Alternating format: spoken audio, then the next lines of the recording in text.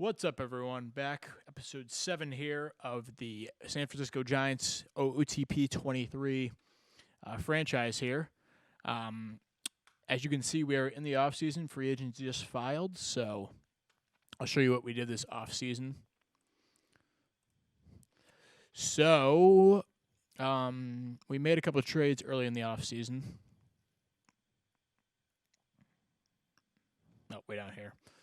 So, we had a couple guys who were set for big raises. So Lamont Wade was one of them. He's making $4.4 million this year. Not a bad player, but he's been really inconsistent for me.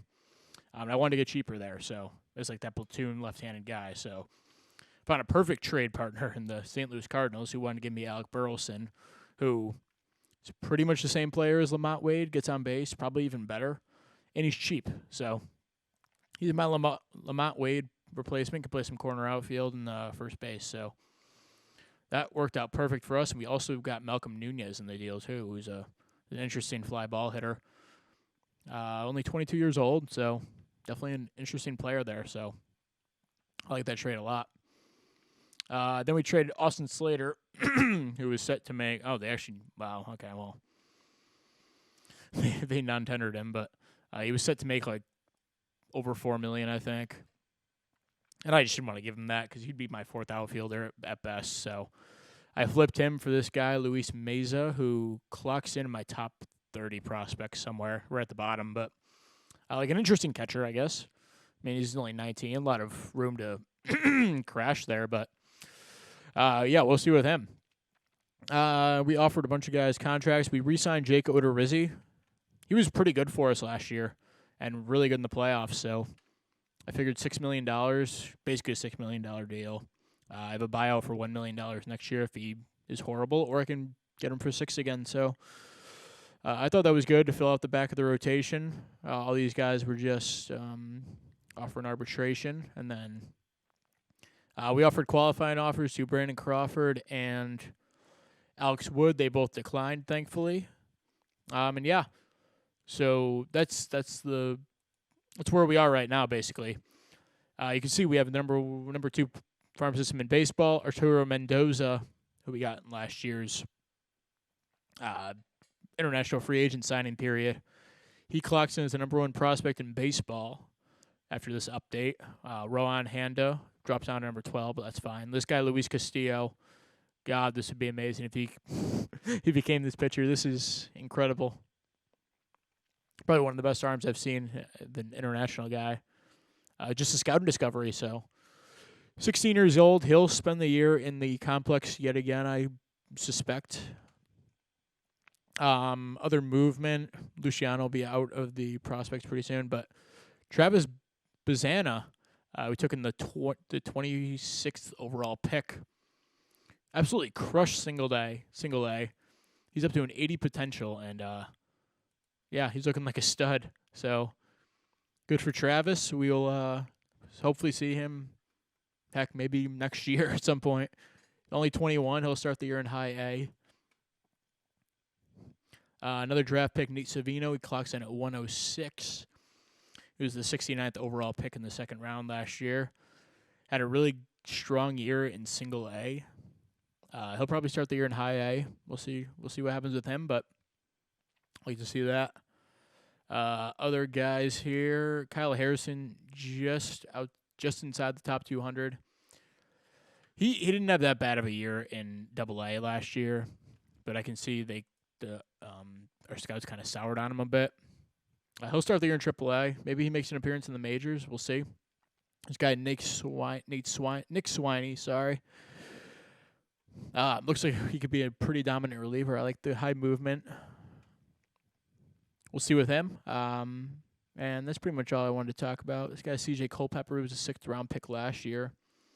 Cracks the top, whatever, how many prospects this is. 20, maybe? I don't know.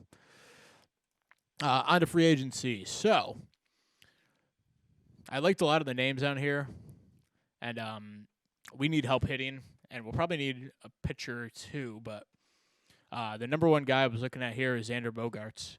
So, I kind of mapped out our offseason here. All these spots are pretty much locked in. We're going to have a platoon of Burleson and Schmidt to start the year at first base, and we'll play from there. Ramos also going to mix in the first base, kind of like these three will rotate around, whatever. But we need a third baseman and a center fielder. Center field hole has been there since we started the save, really. So we're going to have to eventually fill that up. We have Michael Gigliotti right now, who I really like. Had a really great year down in AAA last year. Can play center field. At least he was 70 range. I don't know what happened there, but he'll be an interesting player to. I added him to the 40-man, so he'll be on the 40-man. He'll be an interesting player to look at. So we have Kevin Kiermaier here. He's fine, but I liked Michael A. Taylor with the 75 range he has. The bat is like bad, but maybe I don't know. I didn't really look how many years he wants. He's 32. It's a 4-year deal. Maybe we can get that down to 2. I don't want to give him $8 million a year, but all right. I'll come back to that in a little bit. Also, non-tendered Santiago Espinal, who was horrible for us last year. Yeah, besides that, there's not really much for center field, so I think locking up a third baseman and a superstar player in Xander Bogaerts, we offered him a 4-year contract worth 4 years, 108 is $27 million a year. I wanted to get him down to like 25, but I looked at it, I was like, it's $2 million a year, whatever. So if he could slot into third base, our infielder will be looking really good. Hopefully it improves our hitting a bit. And, so that's my offseason plan. There's a lot of good starting pitchers. I'm mostly looking for like a 2 or 3 starter here. I mean, this is not a championship rotation here. Connor Pinkleton, he actually looks like a pretty nice pitcher here.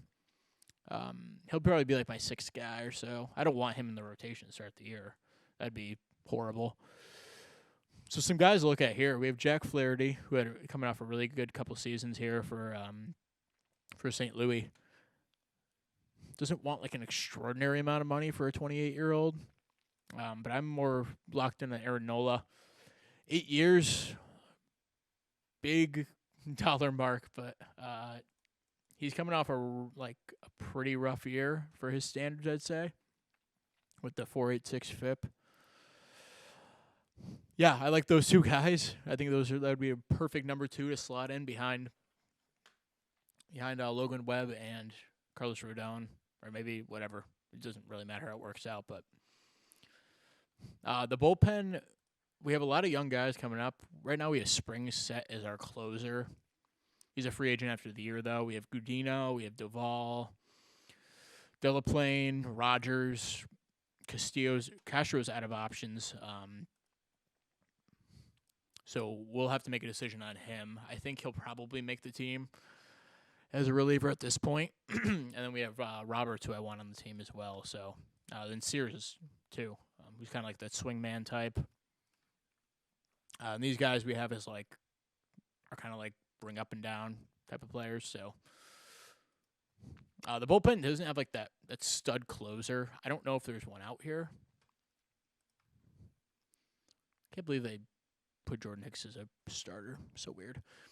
I mean, we can go after a guy like Hendricks, but I don't know if that's not really how I like to build teams. I like to go for like more value guys, like an Aaron Loop type. Like this is like good overall pitcher. Got ground balls. Aaron Loop's definitely a guy I'll look at. Besides that, like nothing really blows me away. Kirby Yates would be a cool guy to bring in. Casey Kalich. Domingo Herman wants like no money, but I'm gonna go look at this and then we'll get back to you guys as soon as we find some kind of reliever. I was only looking at closers there. Oops. I mean, there's like Tommy Canley, who would be a nice arm to put in. Joe Kelly, like, cool. Well, we'll look at all of this and then get back to you guys in a couple minutes here. What's up, everyone? We are back. we are pretty much done with free agency, I'd say. So as you can see, this team has kind of been completely overhauled. So the story with Bogarts was he was offered a contract by Philadelphia, increased the offer a little bit, but I decided to look at the trade market, and Alex Bregman was he was on the trade market. He's free agent after the year. Was able to get Houston to retain 55% of the salary, and in return, basically the only guy that I really cared that we gave up was Jeffrey Springs, who has the potential to be the best reliever in baseball, but maybe I was left with a sour taste in my mouth after he blew that last game against Pittsburgh. But, I mean, we're getting a third baseman that we need and a big bat in the order. So, even though he's coming off a pretty bad year, I still think Bregman's overall going to bounce back with us. And, hopefully that works out. But we did wind up signing Michael A. Taylor to a 2-year, $14 million contract. Didn't want to give it to him, but there was no options in the free agent market for center fielders, so they kind of forced my hand with that. Also forgot that Luis Matos is coming back next year, so we'll work him in slowly, but overall, like, the team's pretty set, I think. We have Taylor out in center. The bottom of the order, these two are kind of like just defensive players, but I don't mind that. As long as the rest of the lineup hits, I think this is a championship lineup combined with the rotation that we've built this offseason. So Webb and Rodon at the top. That's no different. Maybe that'll actually be like that. But we signed Jack Flaherty. I didn't expect to be in on him, but there's really no offers for him at the time. And 4 years, $23 million a year, comes out to $92 million. I thought it was a no-brainer. In real life, he's had injury concerns, but besides missing the start of the year last year, he's made every start. The FIP's a little high, but we have a good defense, so I'm not really too concerned. We also try and sign Trevor Bauer to a 1-year, $9 million deal. Hasn't pitched since 2021, obviously, but still has good ratings. He slots in our number 4. So that kicks Odorizzi, who I just re-signed, to the bullpen, which I'm fine with. He was good in that swing role last year, and Discofani slots in as our 5, so probably one of the most expensive rotations in baseball, but it's not like we have any long-term guys. Like, Webb is arbitration still. Bauer's after this year he's done. Really just Rodon and Flaherty long-term, and Flaherty's only for 4 years, and Rodon's for also 4 years. So, yeah, I think we've built a pretty good rotation, sustainable. Also signed Tommy Canley to be our closer. Pretty affordable, $10 million over 2 years, so just realized I gave him a no trade. Oops. Looks like a lot of teams are on there, though, so I think we're good. So pretty much the same team in the bullpen besides that. But, yeah, that's pretty much our offseason, I think. Moving forward, just looking down at AAA for guys who can come up this year. We have to restock this with some guys and whatever. I need to make changes, but Ryan Murphy could make an appearance in the majors this year if we need a starter or something, because he was pretty good last year. Harrison also getting close. Swiney getting close. Then with our hitters, we have Malcolm Nunez, who we just traded for. He's almost ready to come up. And, our farm system's stacked. A lot of it in the lower minors, unfortunately. Like, Handa's probably a couple years away. Maybe he sneaks onto the team next year, but he's more of a 2025 guy. Arturo Mendoza, Luis Castillo, these guys are like 2030, 2027 at the best. So yeah, I mean, and then Travis Bazana. God, I got to learn how to say that. He should be up in a little bit, probably next year at some point. So, yeah, this farm system is going to get cleared out, but we have a lot of money dedicated to it now, to $36 million. That's the maximum. Also, $20 million is scouting. We're left with $6 million, which I'll have to clear a little money in the regular season to be able to, afford my draftees most likely unless I go under slot with everyone. But I think I should be able to clear out some money here. Maybe I'll drop down the development a little bit, but overall, I think this is the team going into next year. We're going to sim up to opening day or like the preseason, whatever, and we'll get back to you guys then. All right, everyone, we are back. Opening day is just around the corner, I think. Let me sim to that. Opening day is today, and we got through spring training with minimal injuries. Brett Auerbach went out for a couple weeks. Some guys were dealing with nagging injuries, but nothing to really be concerned about. Going into the year, we're pretty ready to go here. So, quick look at the team again. This is who made the opening day roster. Michael Gigliotti won the backup outfielder job. Had a pretty nice spring, so he'll be on the opening day roster along with Alec Burleson, Jeff McNeil, Michael A. Taylor, and Elliot Ramos in the outfield. Well, mostly McNeil, Ramos in the outfield, and Taylor.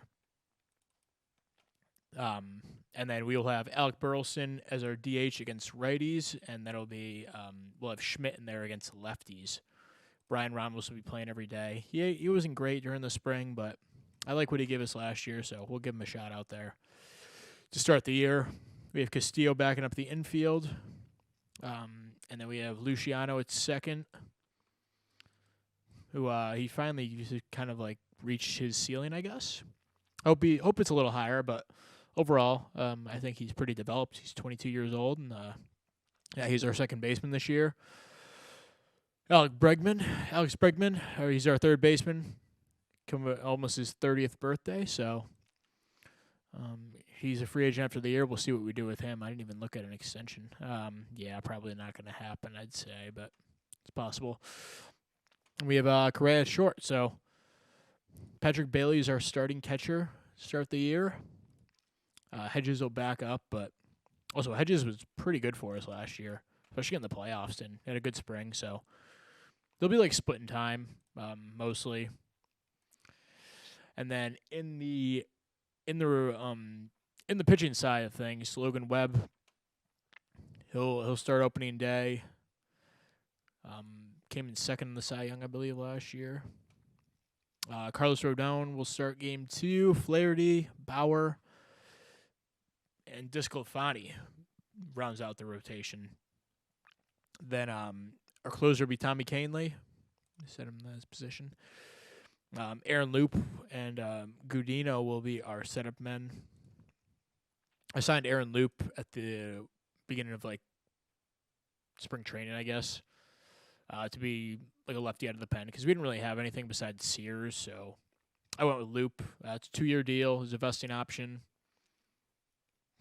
Oh, never mind. Oh, that's Canley. My bad. Vesting option for 40 games finished, so I doubt he gets that, and I can make sure he doesn't get that either. So basically a 1-year deal.